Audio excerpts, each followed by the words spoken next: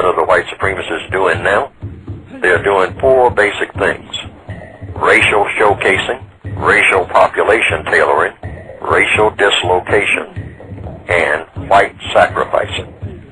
And these four things are designed to produce maximum sophisticated confusion among the victims, and so far has been somewhat successful worldwide. Now I'll start with the first one. What is racial showcasing? That means taking huge numbers of black people and putting them out front. There's going to be more of this all over the planet. Many millions of black people that you will see who will be rolling in money. They'll be able to showcase the places where they live. They'll be able to showcase their knowledge and expertise. So you have television now, you have all of the mediums for doing this, for showcasing huge numbers of black people. I will say it will eventually run into the millions, so many that you won't be able to count them. Now, what is this for?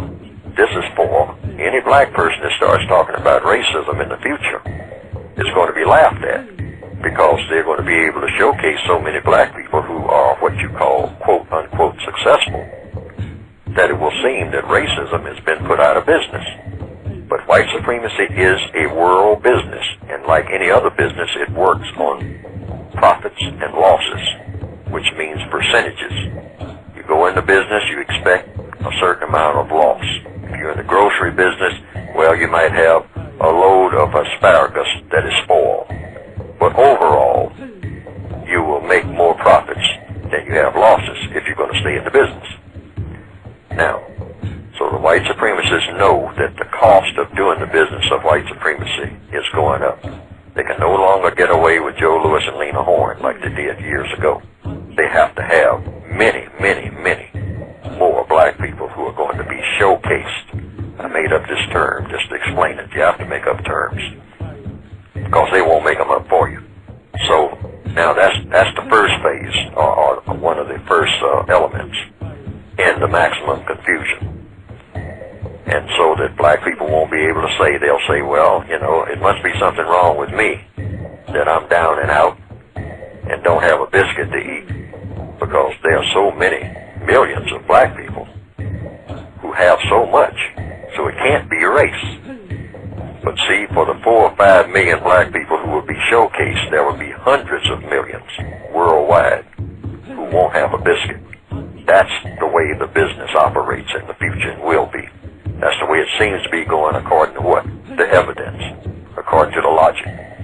The other is racial population tailoring. That's number 2, meaning they're going to be killing huge numbers, either directly or indirectly, of non-white people. When I say black people, I mean, you know, non-white. Anybody who's in the non-white category, and doing this on an ongoing basis.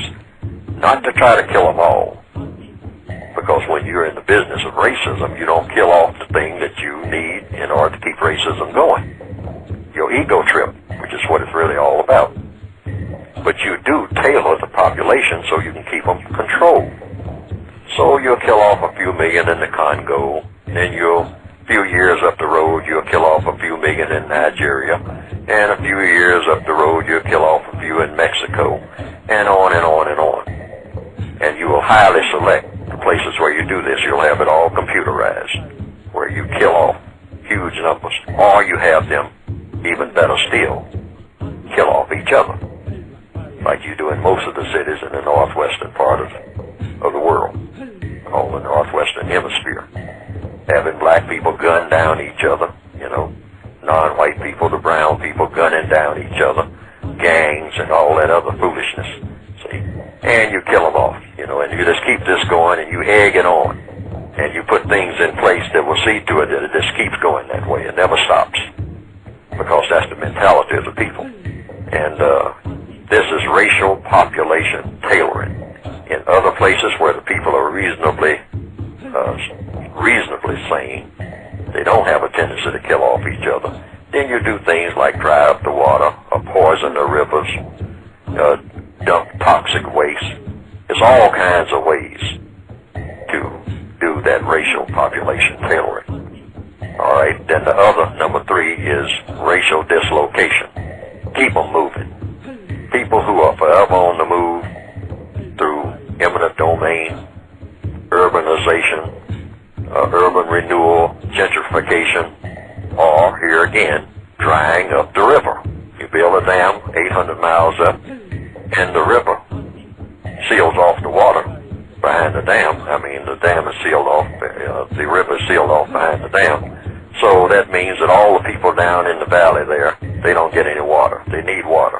They depend on the fishing industry. So now they have to come and work for you because there's no more water there, no more fish. And you give them minimum wage and a promise for the future as long as they look up to you. So they'll know they're completely dependent. But keep them moving. If a black person in the northwestern hemisphere starts getting that second generation house, then you come through and say you got to build a highway. That's the technique. Now these are things that you asked about how the white supremacists operate. These are the ways that they operate. The white sacrificing is the fourth. And this is, here again, all four of these things are for maximum sophisticated confusion among the victims. So you're not confused. You're keeping your victims confused. So you have white sacrifices, meaning it's kind of parallel to the racial showcasing. But these people in this case are white. Like in any army, or any military operation, you know you're going to have some losses. So some white people are written off under the system of white supremacy. And a lot of white people are aware of this. They don't like it. But they're told that this is the cost of doing business.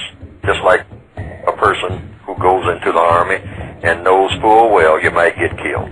But it goes with the territory of trying to defend your bigger operation. So white sacrifices mean you'll have more and more white people on park benches, more and more white people begging on streets. They will be greatly visible. But what you won't pay attention to, because black people never pay much attention to what white people are doing, we just watch each other. See, they know that. You'll be passing millions of white people who are doing well on any city street. And for the handful of white people who have fallen through the cracks, you might say, sitting in front of the subways or begging in front of these delicatessen, for the handful that you see doing that, up under the bridge and all like that, it will give the illusion that it's not about race, that white supremacy is officially out of business. So there will be more of these white sacrifices, and they will be greatly visible.